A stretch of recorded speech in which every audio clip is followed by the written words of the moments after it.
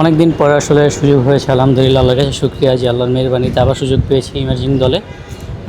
এটা আমার জন্য খুব ভালো একটা অপরচুনিটি। আমি যদি ভালো করতে পারি আমি আশা করি আমার জন্য ভালো সুযোগ থাকবে জাতীয় দলে ঢোকার জন্য। তো এটা আমি একটা প্রসেস মনে করছি যে আমি যদি এই প্রসেসের মধ্যে দিয়ে ভালো খেলতে পারি তাহলে আমার অবশ্যই সুযোগ থাকবে। তো নিজেকে কামব্যাক করার জন্য এটা একটা ভালো অপরচুনিটি হিসেবেই দেখছি আমি। আমি দেখেন ভাই আমার প্রত্যেকটা ম্যাচ আর প্রত্যেকটা এখন যেই খেলাগুলো থাকবে প্রত্যেকটা ইভেন্টই আমার জন্য ভেরি ইম্পর্ট্যান্ট। ভালো পারফরমেন্স করা খুবই দরকার আমার জন্য। এতদূর নিয়ে ভাবছি না আমি আপাতত এই ইমার্জিং সিরিজটা নিয়ে ভাবছি যে কীভাবে অ্যাজ এ টিম আমরা ভালো করতে পারি, আমি পার্সোনালি ভালো করতে পারি, টিমের জন্য ভালো পারফরমেন্স দিতে পারি, সেটা নিয়েই ভাবছি আর কি।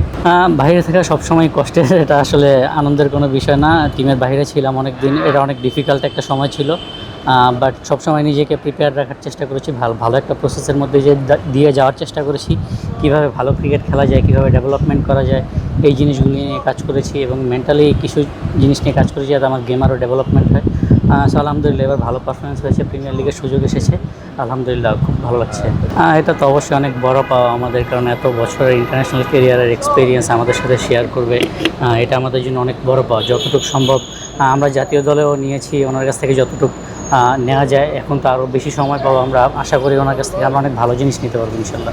দেখেন ভাই আমি এর আগে অনেক বলেছি যে আমি নিজেকে ভালো একজন অলরাউন্ডার হিসাবে প্রিপেয়ার করতে চাই এবং আমি এটা নিয়েই এতদিন নিজেকে প্রিপেয়ার করার চেষ্টা করেছি। আলহামদুলিল্লাহ যদি সুযোগ আসে আমি আমার দুইটাই সেরাটা দিয়ে করবো ইনশাল্লাহ। না এখন আর আগের মতো নাই, এখন অনেক চেঞ্জ হয়েছে, এখন অপরচুনিটি আসে ইনশাল্লাহ ভালো হিসাবে।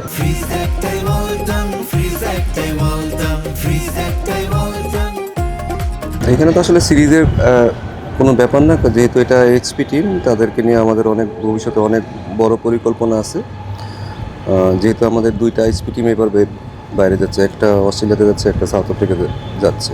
তো এটা ছেলেদের জন্য একটা বড় অপরচুনিটি। তারা বুঝতে পারবে তারা আসলে কোথায় আছে, ইন্টারন্যাশনাল ক্রিকেটের কোন অবস্থানে আছে। তো সেইটার লক্ষ্য নিয়ে আমরা সামনের দিকে আগাবো। তো আমি মনে করি যে এইচপিতে যারাই খেলতেছে তাদের ভবিষ্যৎ অনেক উজ্জ্বল। তাদেরকে যেন আমরা সঠিকভাবে গড়ে তুলতে পারি, সেটা কালচারাল দিক দিয়ে হোক, তাদের খেলার ব্যাপারে হোক, তাদের ডেভেলপমেন্টের ব্যাপারে। সো যেহেতু এটা ডেভেলপমেন্ট সাইড, তো আমরা চেষ্টা করবো তারা যেন দিনকে দিন উন্নতি করে। দেখুন এখানে বয়সটা কোনো ফ্যাক্টর না। বয়সের চেয়ে আমার কাছে মনে হয় যে তারা ভবিষ্যতে বাংলাদেশে কী দিতে পারবে না পারবে সেটার উপরে ভিত্তি করে আসলে টিম করা হয়েছে। তো ভবিষ্যতের কথা লক্ষ্য করে এখানে আমরা কখনো এজ ব্যারিয়ার রাখিনি, কারণ আমাদের দেশে দেখা যায় অনেক ছেলে যারা ন্যাশনাল টিমে ঢুকবে তাদের আসলে খুব বেশি অপরচুনিটি থাকে না। তো তারা যেন এখানে তাদের পারফরমেন্সটা আবার পুরো মূল্যায়ন করে এবং তারা যেন বেটার ক্রিকেট খেলে ন্যাশনাল টিমকে সার্ভিস দিতে পারে এবং তারা ইন্টারন্যাশনালি অনেক ভালো প্লেয়ার হয়, সেটাই আমাদের লক্ষ্য। দেখুন এইচপি মানে হাই পারফরমেন্স মানেই হচ্ছে এখানে যারা ভবিষ্যতে একটা হায়ার কিছু অ্যাচিভ করবে, ওরকম মেন্টালিটি, ওরকম ভিশন নিয়ে ছেলেদেরকে নেওয়া হয়েছে। এখানে আসলে কে ইয়াং, কে কার বয়স বেশি, সেগুলো কোনোটাই লক্ষ্য করা হয় না।